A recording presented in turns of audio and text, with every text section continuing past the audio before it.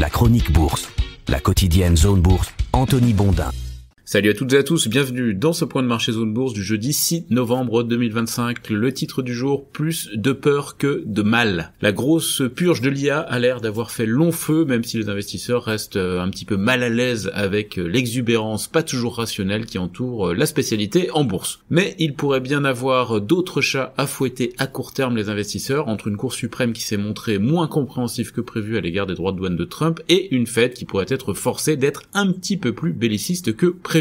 Parfois, la théâtralisation de l'information financière me consterne. Si je remonte le temps, pas très loin, jusqu'au titre d'avant-hier soir, eh bien, l'apocalypse boursière n'était pas très loin. La bulle spéculative de l'IA était sur le point d'éclater, New York s'offrait un maire socialiste, le PSG avait perdu, on risquait de ne plus pouvoir rien acheter sur Shein, et j'avais renversé un bon tiers de mon café dans mon clavier. Bref, les signes noirs rôdaient et les commentateurs avaient ressorti des cartons le vocabulaire de la baisse, consolidation, correction, marché baissier et tout le tremblement. Ça, je rappelle que c'était après la baisse de 2% du Nasdaq mardi, 24 heures plus tard, après une remontée folle de 0,7% de l'indice, eh bien tous les titres de presse convergent pour expliquer qu'en fait, eh ben non, il n'y aura pas d'apocalypse. Enfin, probablement pas, parce que la prédiction boursière n'est pas une science exacte, vous le savez bien. Mieux, un média sérieux comme Bloomberg titrait hier soir, je le cite, Wall Street profite de la baisse après la déroute de l'IA. Ah ok, donc la déroute de l'IA. Bon, Nvidia a perdu 5% de séance et Palantir 10%, après, je le rappelle, respectivement 70% de hausse et 51% de hausse en 6 mois pour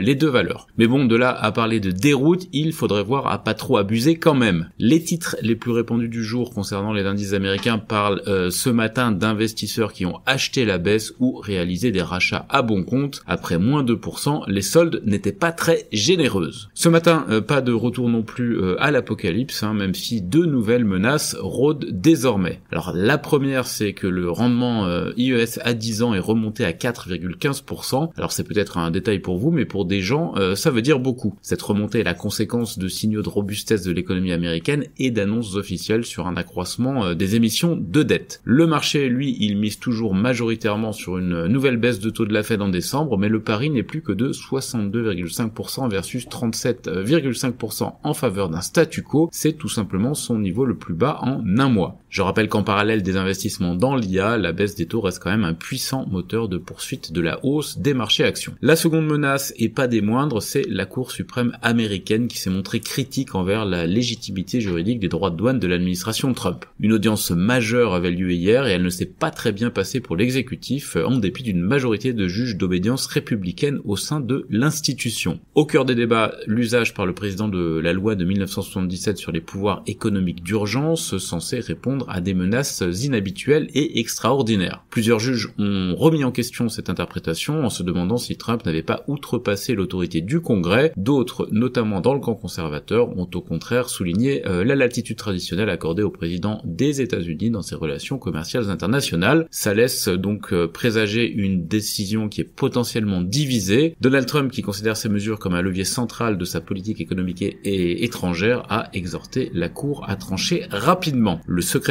au Trésor Scott Bessent était lui-même présent à l'audience. Il a indiqué que l'administration était prête à poursuivre la bataille judiciaire en cas de revers. Une décision négative ou restrictive en l'espèce pourrait avoir d'importantes conséquences, notamment en matière de restitution financière. Trump lui-même a d'ailleurs prévenu qu'une décision défavorable de la Cour suprême serait dévastatrice. Le truc, c'est que la Cour devrait rendre son verdict en décembre ou en janvier au plus tôt, mais ça fait quand même une épée de Damoclès qui a contribué au renforcement du rendement de la dette US à 10 ans hier. Pour rester dans le domaine des taux, la Banque d'Angleterre doit se prononcer à la mi-journée sur sa politique monétaire. Les économistes attendent un statu quo à 4%, mais la proba d'une baisse à 3,75% est passée de 10 à 33% en quelques jours. Ça, c'est la conséquence d'un discours d'austérité prononcé par la ministre britannique des Finances Rachel Reeves en amont de la présentation du budget 2026. Verdict à 13h pour la Banque d'Angleterre. Côté Banque centrale américaine, plusieurs membres de la Fed vont prononcer des allocutions cet après-midi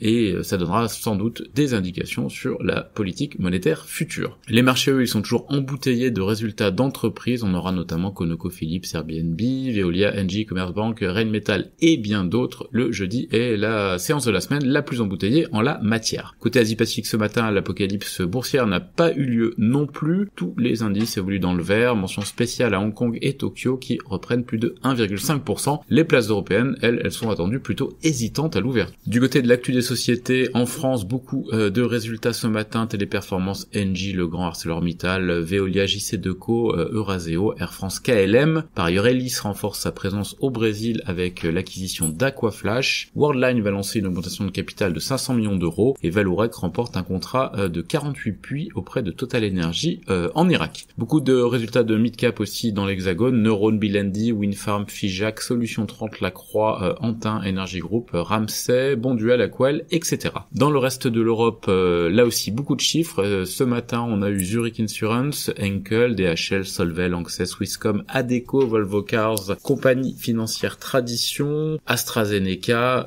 National Grid, Diageo, Heidelberg Materials, je ne les cite pas toutes, il y en a des dizaines. En Amérique du Nord, quelques valeurs étaient en hausse post-séance après les trimestriels hier soir, notamment Coherent plus 11%, Applovin plus 6,4% et Figma plus 5%. C'était plus compliqué pour Fortinet moins 12,6%, Paycom moins 10%, DoorDash moins 9%, Qualcomm moins 2,6% et Robinhood moins 2%. Apple serait proche d'un accord d'$1 milliard par an pour utiliser l'IA de Google pour Siri, selon les informations de Bloomberg. Par ailleurs, Google est en pourparlers préliminaires pour renforcer son investissement dans Anthropic, ça c'est une info de Business Insider. Et toujours pour rester dans le domaine de l'IA, Snap a flambé hier après avoir intégré le moteur IA de Perplexity dans ses applications. Et toujours de l'IA, OpenAI voudrait que le gouvernement américain garantisse ses emprunts, ce qui ferait les affaires de ses nombreux fournisseurs et partenaires. Sur l'agenda des publications aux États-Unis aujourd'hui, ConocoPhillips, Airbnb, Canadian Natural Resources, Monster Beverage, Vistra,